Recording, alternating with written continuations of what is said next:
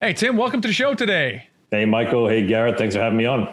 So tell us a little bit why you got started with real estate. In other words, what was going on in your life that made you start thinking and looking at real estate? Yeah, like so many of your listeners, Michael, I was a hardworking W-2 employee. I happen to have I had two jobs that I absolutely loved. Right now, I work as a lieutenant in the New York City Fire Department. It is the greatest job in the world. And for a long time, I was an ER nurse at a level one trauma center. And things were great. I was working, I was getting paid, I worked my own hours, and all of a sudden I had kids and I was married, and I found myself working 60, 70, sometimes 90 hours a week between overtime and picking up shifts. And, I can't sit still. So, at the end of the day, when my kids got to be a little older, I mean, right now they're 10, 7, and 2. When they were super small, they didn't say anything. But when they're a little older, Michael, they were kind of saying like, Dad, where are you going? You just got home. You're going to leave again. And it started to wear on me, and real estate was one of those things that I always thought I would do, someday I'll do this and someday I'll do that. And, that I now know there's a term for that called the arrival fallacy or the destination fallacy. And, I had been, reading books and reading the Wall Street Journal ever since college. And I knew real estate was something that I always kind of attracted me. So I kind of did the journey, the standard, get yourself educated. I think I have to do single family first and maybe I'll do a fix and flip. I don't know, and I started to go to the meetups and I started to listen to podcasts.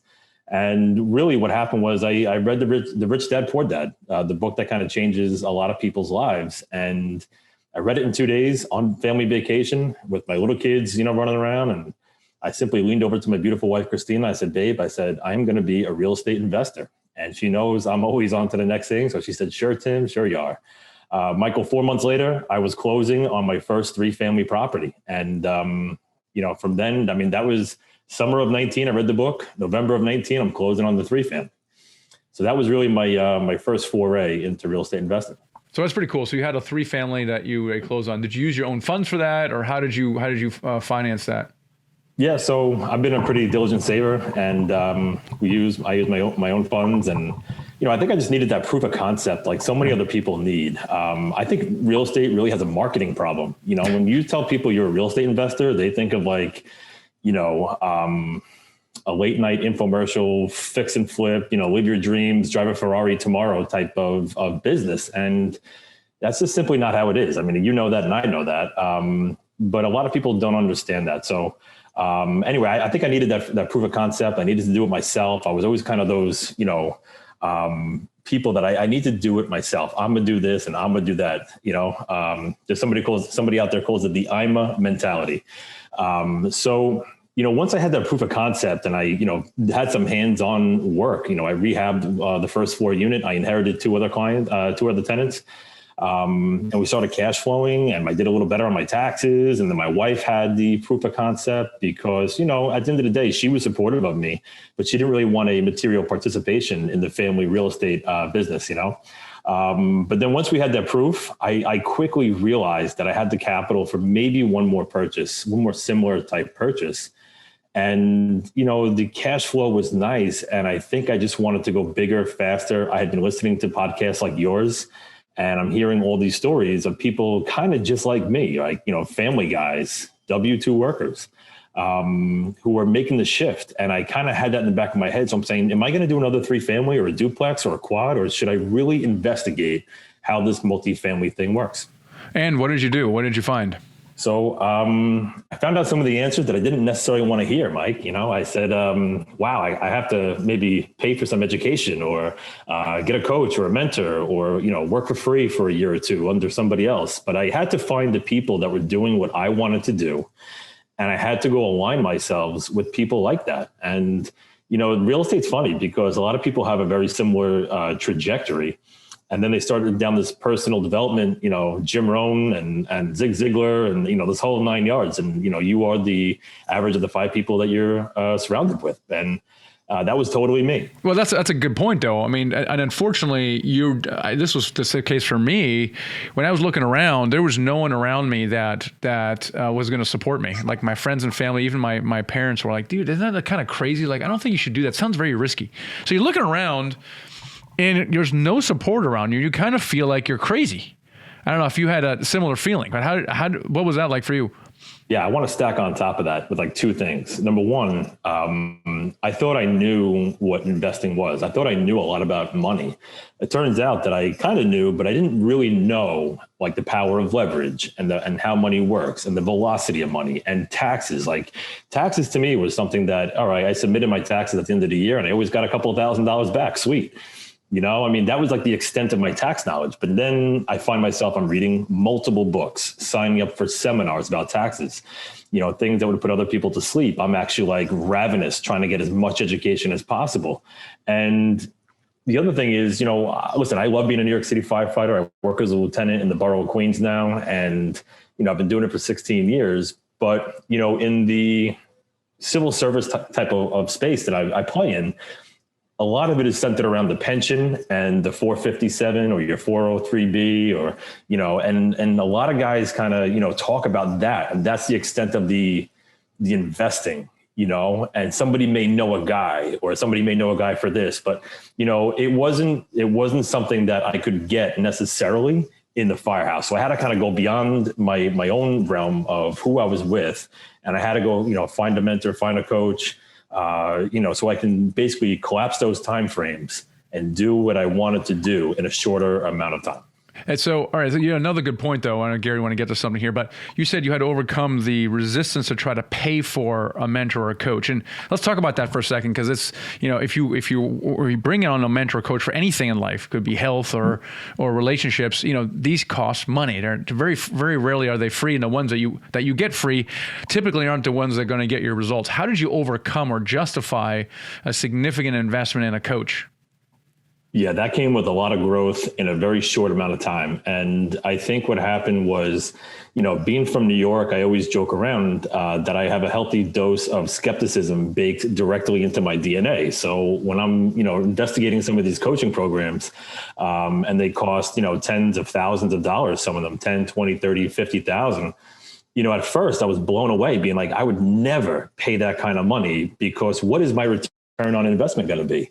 You know, I could maybe go buy a triplex or a duplex and, and me and I. And what I really had to take a step back and say, well, listen, let me investigate it a little further. Let me talk to some other students in different programs. Let me see what their experience was and how, you know, a mentorship really works. Because there's only a certain amount of information you can find online or on biggerpockets.com or, you know, whatever. So I think in about 3 to 6 months, I really had to wrap my head around, listen, I need to align myself with a network. You know, you're not paying for just a coach. You're not paying for just some, you know, videos and some content.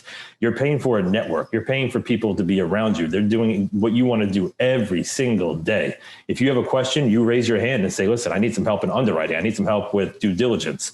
And, you know, there's a level of comfort that literally you cannot buy because when you have that comfort and you're going to jump into a deal, there's just no better way to do it, in my opinion. So, you know, once I kind of worked through it, me and my wife talked about it because, you know, we paid, you know, a lot of money or what I thought was a lot of money. But I got to be honest with you, Mike, if I lost everything today and I had to start over tomorrow, I would go into another coaching program on day one and I'd find some way to pay for it because it's that valuable. You know, what's really cool about that is like, it wasn't just like when you think, if anybody that's listening right now, think about if somebody takes the time, they give you money, and they say, hey, I just wanted an hour of your time. And let's say they give you $1,000. Imagine how much you're going to pay attention to that conversation. You want to give that person everything you have in that. Right. And so even, you know, with the education platform that with TMB and all that, that's a similar setup. And that time that you're getting is so valuable because people are actually paying attention to it. Your education, it's kind of funny, even on the tax side and a lot of things in life, it really began after your initial schooling, right? And so to think, I got to go back to that, right, later in life and spend maybe even more than I spent before on that, it's kind of hard to wrap your head around. But I love how you just you realized that was necessary, not just for the education, but also to get around other people that were thinking in a similar way and kind of buying yourself into that group. So that's amazing. 100%. And a little known fact is I started this whole process on March 1st of 2020. And this is right around the time that COVID is kind of like amping up. So it was a perfect time to get into real estate, right? Perfect time. Let's talk about the perfect time though. I think when you mentioned that, because people are like, is now the right time to get in? You know, and the funny thing is they've asked that question for me for the last 5 years. Every single time, is now the right time? Is now the right time, right? And you get in at arguably the worst time, yet somehow magically you were still successful. Yeah, so 100%. And believe me, that played into my calculation too. I'm like, man, COVID, you know, is it coming? Is it not coming? And we were just about, we were like 3-4 weeks away from getting crushed, right? So we did it. And I got to tell you, I work in a pretty heavily immigrant populated neighborhood in New York City, and they got crushed by coronavirus to the point where, Michael, I was doing 24-hour shifts, and every 24 we were doing 10 to 12, sometimes more CPR like cases, right? And nobody was making it. And it was like crazy. It was just like, we weren't even doing any fire calls. All you heard on the radio was CPR, CPR, CPR, CPR. So, I had a brand new baby at the time. She was a couple months old, and it was my third one. And I would come home from work and I'd tell my wife this, and she's like, Tim, is it even safe for you to be home? Because at the time we didn't even know what was really going on, right? COVID was kind of like, not a lot of answers. So I ended up moving into my mother-in-law's house for 7 weeks, and my mother-in-law moved into my house for 7 weeks.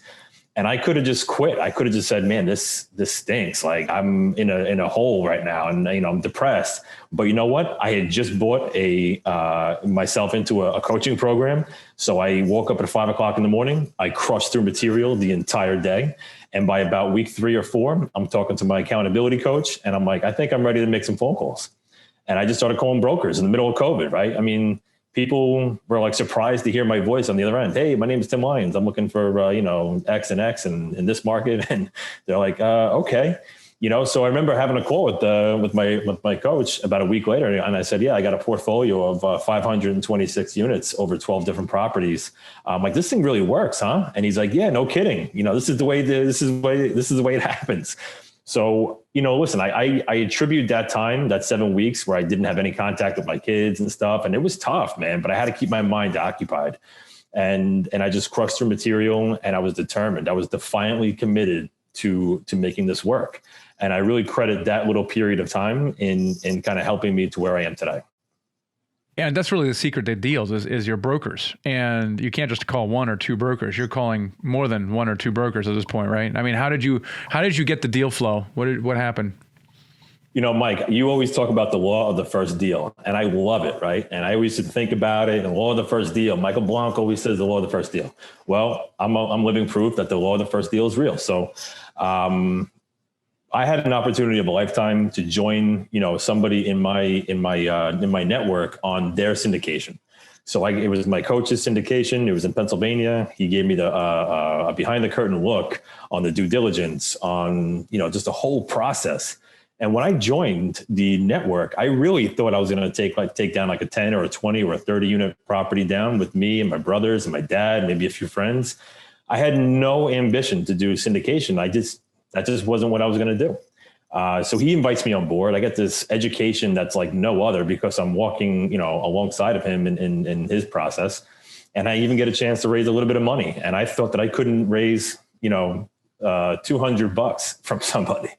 And I ended up raising, a couple $100,000.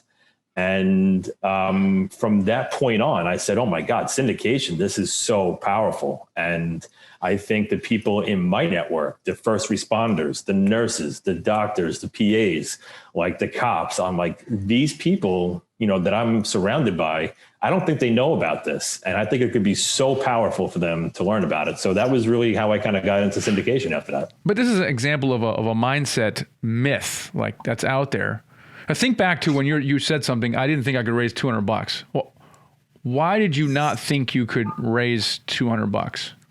It's a mindset shift. It was a paradigm shift that I had to kind of, work around, because in my mind, my identity was Tim, the firefighter, Tim, the ER nurse. I was Tim, the father of 3, and, Tim, the husband. There was no part of me that thought that other people would see me as a real estate investor, or, this is my first deal and that I could raise, all this money.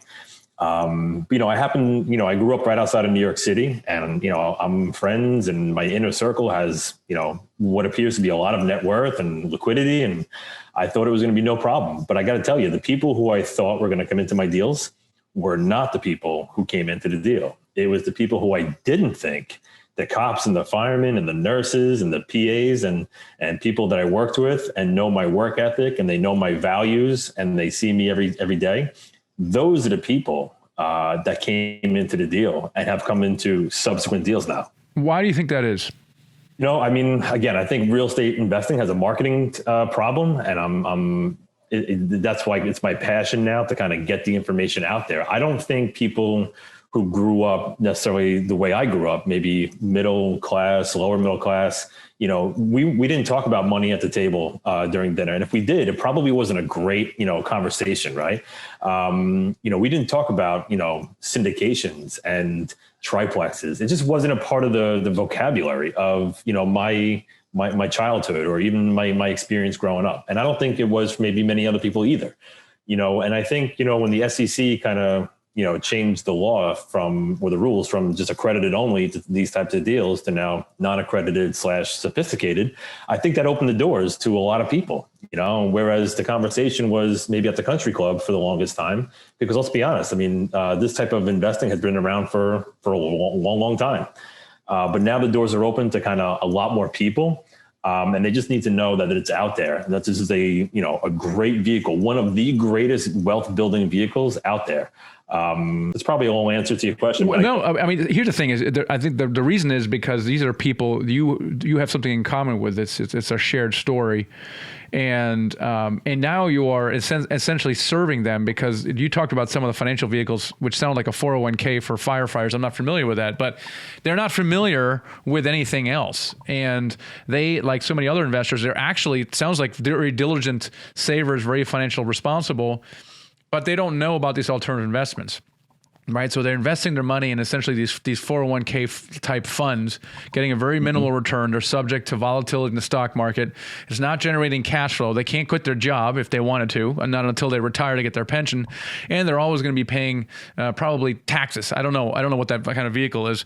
And so they have all these problems. And you now come to them and saying, look, let me tell you something. Let me tell you how you can own a piece of real estate that actually gives you above average returns, gives you cash flow, and has tax benefits.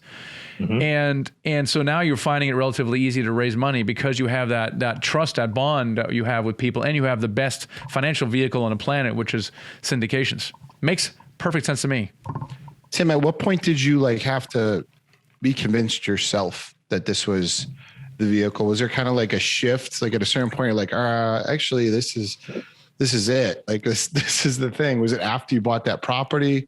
That 3-family where did it shift to where you were able to raise money quite a bit easier? Yeah. So, once I bought that property, like right before that summer of 19, I just really went on a podcast binge. And, I think I listened to every single one of Michael's podcasts, if not some of them multiple times, shared multiple podcasts. And you hear all these stories and Bigger Pockets and, some of the other ones that are out there. And you just hear these W-2 type workers who I can resonate with. I'm on the same frequency as them, and they're making it happen. And they're walking away from W-2 jobs, and they're talking about taxes and, cash flow. And, to be honest, living in New York City or the New York City area, investing in real estate really is for like the hedge funds and like the Wall Street type, because you can't really cash flow. Now, I'm not saying you can't, but it's very hard to cash flow in the New York City metropolitan area. So when people think that they're investing in real estate, they might make like, $20 a month, or maybe they're losing $100 a month and they're coming out of pocket. But to them, it's an appreciation play, saying this is New York City. We're bound to win. So on the flip side of that, because of our skepticism that's baked into our DNA, no one is really jumping to go invest in Sarasota, Florida, or Austin, Texas, or Phoenix, Arizona, because they can't touch it, they can't see it, and then they have to trust somebody enough to hand over, $50,000, or invest, I should say, $50,000, $100,000 with them. So there's just like that. there's that limiting belief mindset that is kind of like easy to overcome, but you have to take a little bit of action. You can only take in so much content. You can only read so many books. Eventually, you just have to take the training wheels off, get into it, and build your parachute on the way down. I think a lot has to do with belief. Think about it. If you don't believe you can do something, why would you ever take any kind of action? It doesn't make any sense. If it's a hopeless case, no one's going to do something, because what's the point? Therefore, you have to have some kind of belief that you can do it, even like a spark big enough that allows you to take action. And it sounds to me like you developed that belief like step by step, but it happened maybe, sequentially. Like, what is it when you started developing a belief step by step that you can do that? Do you remember like what happened? Well, yes. I mean, I started to actually do the work. I started to see some of the returns. I did a little better on my taxes. And then all of a sudden, instead of investing into the property, I actually invested in that first syndication with my coach, but also very quickly, I invested another, sum of money into a syndication with a pretty big, well-known syndicator in Texas. And every month I get 291.67. It's just in my account. Boom, boom, boom. And I'm like, holy cow. And I couldn't wait to get my first K1. And I get the first K1 statement at the end of the year, and I give it to my accountant, and he's like, holy Christmas, how did you get this? And well, it's funny you asked. It's a cost segregation study, and the bonus depreciation, and now I just find myself loving to talk about all of this. But I think it was just coming out of that comfort zone, knowing that other people in my network were doing this thing, and they were successful. So how could I not be successful, right? You gotta vet your sponsor, you gotta vet the deal, everything that you guys talk about. But at the end of the day, this is a tried and true wealth building vehicle that just makes a ton of sense, especially for that W-2 employee who might be too busy or not have enough time to do it on his own. So, Tim, you're working a full-time job, at the same time as you're dabbling in real estate. How did you find the time? Good question. So when I first bought that 3-family house, I was rehabbing the first floor unit. And, a lot of firefighters are super handy, right, with tools. I'm not one of those guys. I was like allergic to a hammer growing up, and, I kind of had to fight my way through this rehab. But anyway, we put new siding on, new roof, we rehabbed the first floor unit. And my wife said to me, she goes, Tim, I thought you were going to do real estate maybe because you were going to like cut back on the nursing and spend some more time with the family, but you're now doing firefighting, nursing, and rehabbing the unit. You're never home. And I just said, babe, patience, it's going to come, you just got to put in the reps now. But very quickly, like I said, when I started cash flowing, I really had to make a decision. I said, this is a viable business, and I just had to walk away. So I walked away from my nursing side job. Essentially, nursing has been my side hustle for 8-9 years, and I went all in on multifamily real estate. And now, it's been incredible. But in a year's time, I've now done 5 syndications worth over 100 million. And north of 720 units. So it's been incredible. Well, you're about to raise $2.5 million for that 5th syndication, right? If I remember our conversation right. Yes. How did you get to that point from in your mind, I can't raise $200 to now raising $2.5 million? What has transpired for you to do that?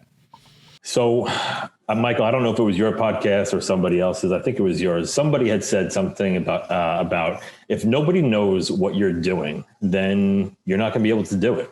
So they said, you have to start telling people what you're doing, whether that's social media, whether that's just having conversations. And we just started telling our friends and our family, listen, we're investing in real estate. Here's what we're doing. This is the blueprint. This is what a sample deal looks like. Then very quickly, we needed to establish a thought leadership platform. So I had no idea what that even meant, a thought leadership platform. And once I found out that, you got to put content out, you have to become that leader in the space where people can turn to and say, how am I going to make money in real estate? Oh yeah, Tim Lyons, he does something in real estate. Let me go call him. So we started putting out blog posts. We started getting onto podcasts and telling our story. And, in the beginning, it seems kind of tedious and a lot of work and, oh my God, a blog post. But all of a sudden we start putting blog posts out on social, LinkedIn, Facebook, right? And now people are inboxing you, and then now they want to get on a phone call with you, and then you get on a phone call. And I mean, it was the most incredible thing. And I found that I just loved talking to investors. I loved educating them if they had no idea, or if they were seasoned investors, just kind of telling them what we're doing. And I was having all these great conversations. And it was all because we literally just told people what we were doing. What kind of content are you putting out, and what platforms are you, or what social media are you putting the content out? So we like to put out a blog post at least monthly. And we use Active Campaign for our list. And then we really found great success with LinkedIn and Facebook. We're about to launch our own podcast, my brother and I, and our own YouTube channel. That's taken a little bit longer than expected to get off the ground. But I mean, getting the blog posts out there and really kind of drilling it down that, it's not written in technical like language. You got to write it so that people can understand what you're talking about. Because if you say to somebody, I do real estate syndication, they're going to look at you like you have maybe 50 heads, right? But if you kind of talk to, the investor, like you would have a very casual conversation, we found that people really kind of resonate with that. And we've had some pretty good success doing that. So you've come a long way in a short period of time, but you really kind of started off almost from like nothing, especially from a mindset perspective, right? And so what is, just amazing in a short period of time. And anyone watching, listening to this, should really be inspired by your story, because a lot of people are, where you were a couple of years ago, and you don't have that belief. You don't even know what's possible. And you can't certainly, even if you read a book about it, you can't certainly see yourself doing those things. That might have worked for somebody else, but not for you. So what are some of the lessons you can think of right now for someone that is maybe in your position that you were 2 years ago? What would you're sitting across from that, having a cup of coffee or something like that. What would you advise that person? I mean, in a nutshell, over a cup of coffee, I would say, listen, it all starts with education, because, when it comes to investing, people want certainty and they want a sure thing. But unfortunately, I don't care who you talk to, there's really no certainty or sure things out there. Everything comes with a risk. But the antidote to fear is education. So the more you read, listen to podcasts, surround yourself with good people, surround yourself with people that are doing what you want to do or have been successful at doing that thing. I mean, I think somebody had said, like, once you have it 70% figured out, you kind of just got to go with it, because you're never going to know everything. You're never going to, if you needed a PhD every time you needed to learn something, nothing would ever get done. So education, and then you got to take that action, right? And then as you're taking that action, you're just going to learn so much more doors open, more opportunity comes your way. And you know what, to be honest, you get in the circle with other people, and amazingly, all of a sudden your deal flow increases, your knowledge increases. So, that's really what I would kind of start with. 100%. Was there ever a time, Tim, when you felt like an imposter? So you're like, hey, I'm trying to become this real estate person, but I don't feel like that. And what kind of helped you overcome that? Like, was there a certain point you remember that shifting? Yeah. So, I mean, the law of the first deal kicked in, and very quickly we did our second deal, and we raised, almost $600,000 for that deal. And I was really blown away. And I just thought, a couple of months ago, I was talking to my brother, Greg, I said, I can't believe this. Right. And all of a sudden I started to think that this had legs. I started to think that, this could be super powerful if we can just get our story out and just tell people, listen, this is what we're doing. This is how it works. I mean, be more than happy to show you. But I did have an insane amount, and I guess I still do have some limiting beliefs about what is actually possible. But it really, I had to fail forward. I had to do it. And if I never did it, then I would say, you know what, I would be stuck in those limiting beliefs. And I've surrounded myself with some fantastic coaches. I remember hearing podcasts, people spending $100,000 on coaches. And I was like, man, to be clear, I haven't spent $100,000 on coaches, but I have spent money on coaches, and they have helped me with my psychology, with my mindset, some business, and it's just getting in the ring. It's getting in the ring with the right people and filling up your cup and being positive and just knowing that, people can cheer you on and show you the right direction. And, it's been incredible. Well, I want to thank you for being on the show here today. How can people connect with you? Yeah, you can come to our website, citysidecap.com. I actually had an amazing opportunity to be a co-author of a book called Bringing Value, Solving Problems, and Leaving a Legacy. People like the real estate radio guys, Robert Helms, another co-author. So you can download a free copy on my website. Yep, and just check us out there. We have a Calendly link. If you ever want to have a chat, send an email. Yeah, I love it. And you're going to inspire hundreds, possibly thousands of people to take action. You know, if you can do it, I can do it. So thanks again for being on the show. Thank you, Michael. Thank you, Gary.